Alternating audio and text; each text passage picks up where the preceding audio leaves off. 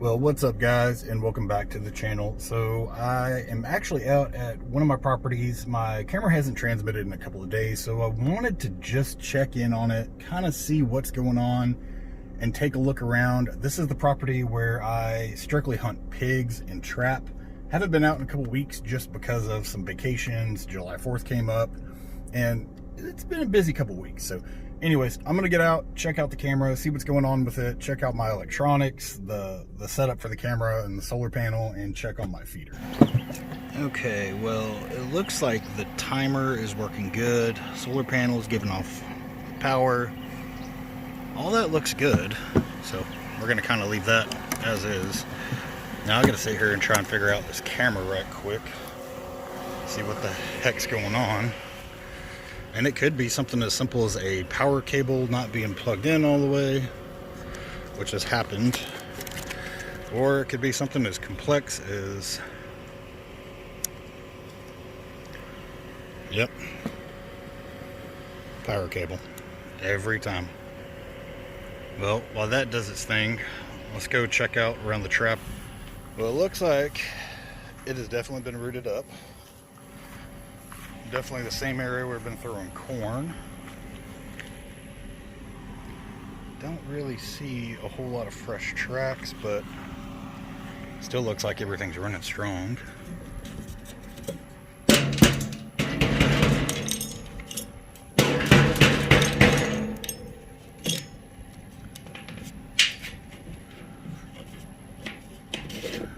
And I think my feeder is out of corn.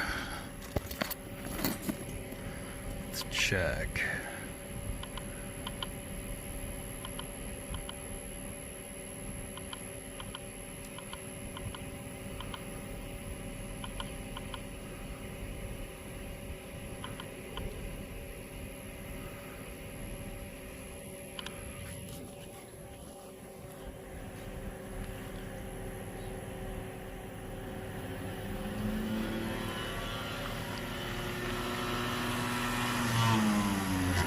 Yep. Well, the camera just needed a quick adjustment. It looked like the power cable had just come loose. So yeah, just made a quick little adjustment on that. I did want to show y'all something. Right through here is where we had all the water coming in. The landowner had this guy put in, and it seems like it has done its job. Everything looks pretty dry. I was actually able to drive out to my camera, which is great, especially with it being 190 degrees in Texas.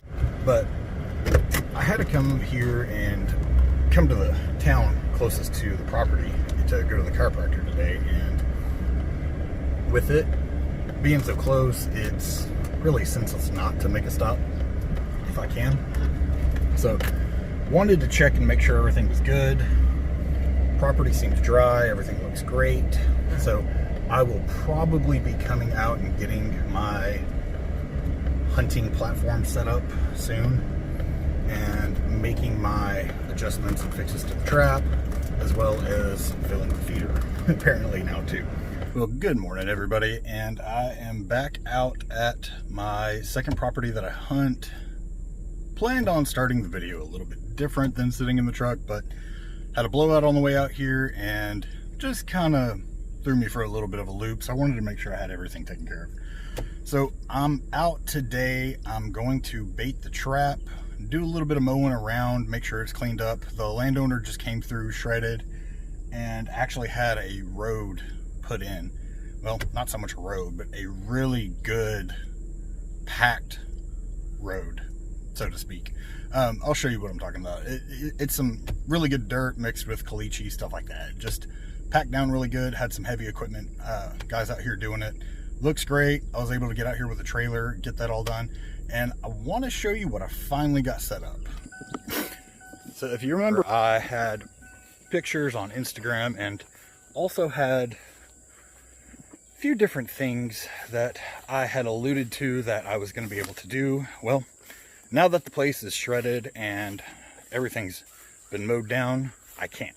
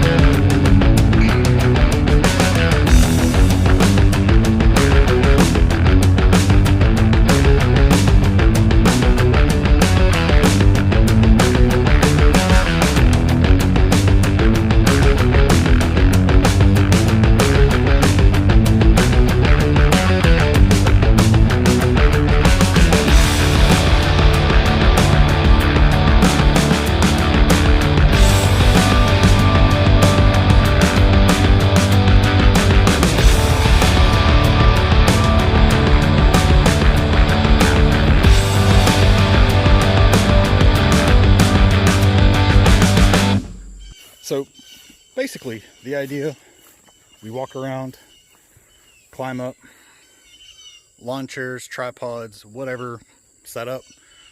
There are rails, so that way you can set any type of equipment that needs to go on a rail, or if you just need to shoot from it. And for what it is, it's not too bad. Like I said, this was made out of scrap wood that I picked up from a porch teardown, and I used what I had at home to finish it out. So once we actually get out here to hunt, the idea is that now I can drive right here all the way into this point to the opening of the back of the property, and then I've got a short little hike to get right here on the platform. And once I'm there on the platform, you can kind of see the view that I'll have.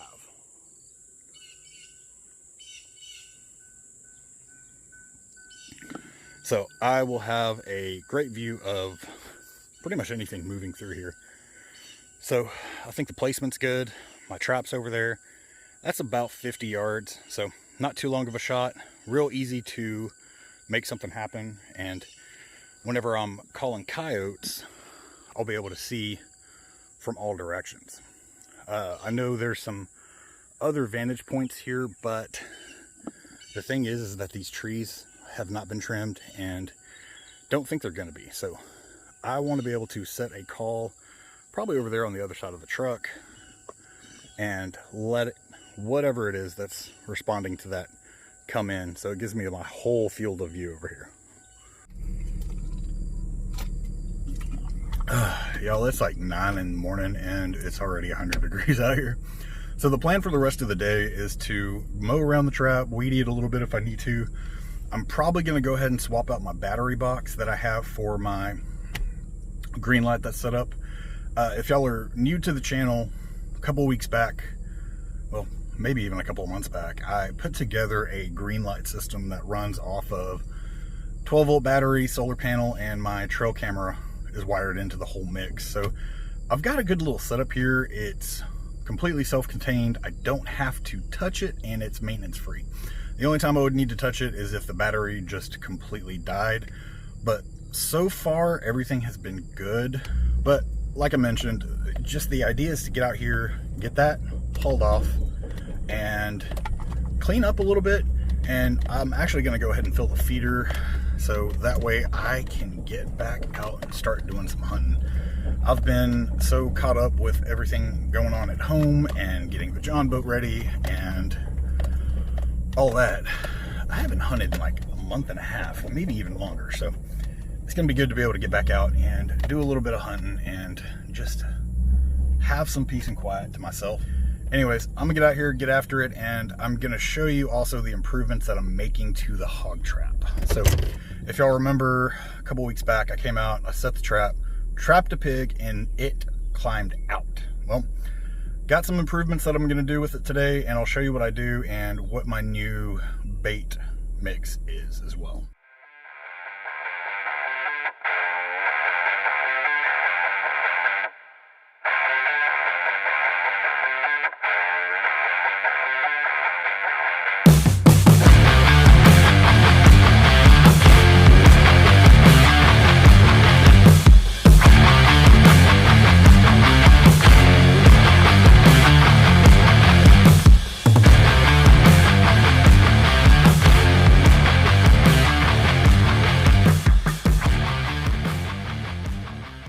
So here's what we're going to be using to bait with: molasses,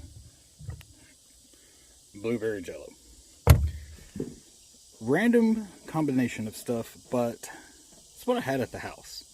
I really didn't want to go buy anything just because you'll know what's going on, and it's just, if I can find something at the house and use it rather than having to go to a store, that's what I'm going to do. So anyway, I'm going to try and get this molasses poured. I know it's thick, and I know they use it in candy, and they use it in just about any deer attractant that you pour on the ground, as well as hog or any kind of game attractant. So I'm gonna put this in here.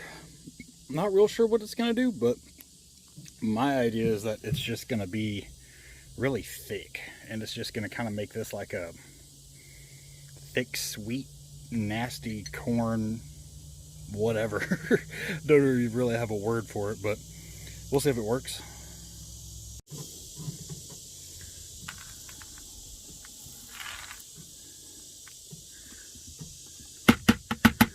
Have no clue how much I should or even try to put in, so I'm gonna put in what's left.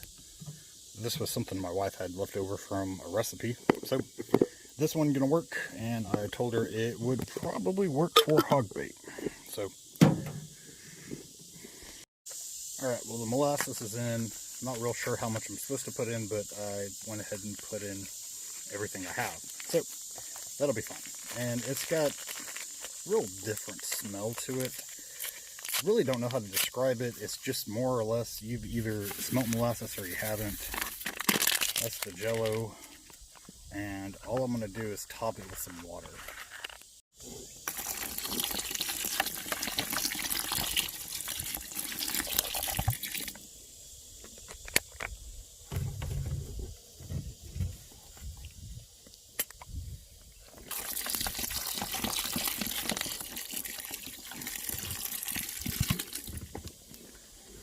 Almost the consistency I want. I don't want it to be too thick, but I don't want it to be too thin.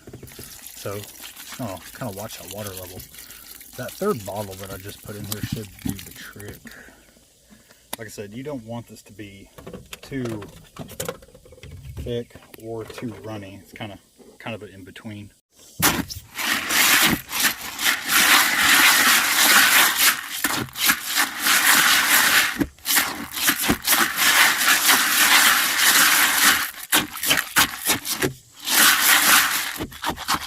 I need to add a tiny bit more water. All right, I added another about 3/4 of a bottle. So that should do it. I'm gonna go ahead and get this poured, and then I'm gonna show you what I did to fix up the trap.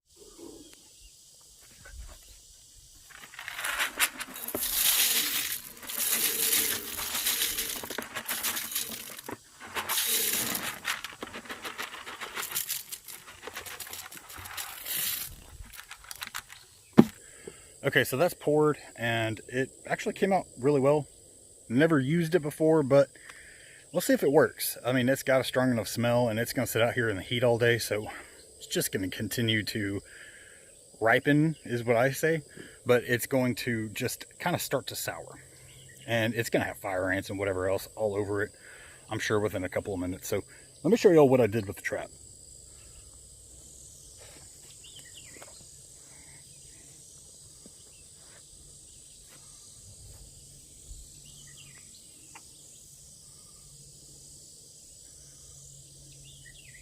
So if you remember in the trapping video, this is where the pig had actually bent the panel, and it climbed out right here. There wasn't a whole lot of other marks, but you can kind of see where it hit, and hit hard.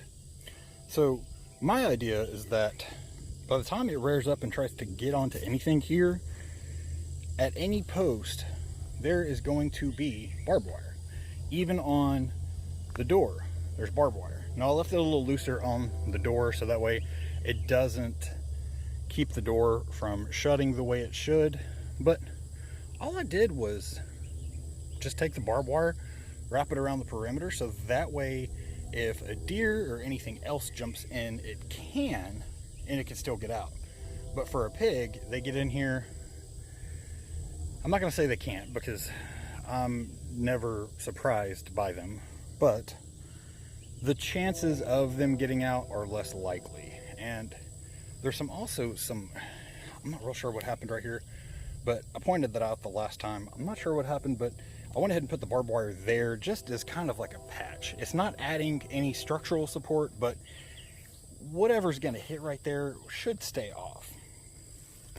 Well, that's all I've got for you guys. You saw the improvements I made to the trap. Nothing too intricate. It's just simple barbed wire, keep stuff out. I had a roll, used it, put it up. And that was it. No fancy mechanisms, no electric, motorized doors, nothing. Good old barbed wire and a little tripwire is all you need. And as long as you got a cellular camera, you should be able to monitor what's going on. If y'all are curious, I have the SpyPoint Link Micro out here. I think I found it on sale for $100 and paid $150 for an entire year. Gives me 1,000 photos a month. So as long as you have your settings right, you can get 5 to 6 pictures. You can get an idea of what time something's coming in. I don't need a play-by-play. I would come hunt for several hours at a time. You guys who want a play-by-play and want to see everything going on, go for the unlimited package. It's like $189. It's not bad at all. So the 145 for the I believe it's 1,000 photos worked out fine for me. Pulled down to like $7 a month or something like that. But I also have another cellular camera at my other property, so I take into account both when I'm adding up my cost. So like I said, that's all I've got for you. Thanks for tuning in, and I'll catch you on next week's episode.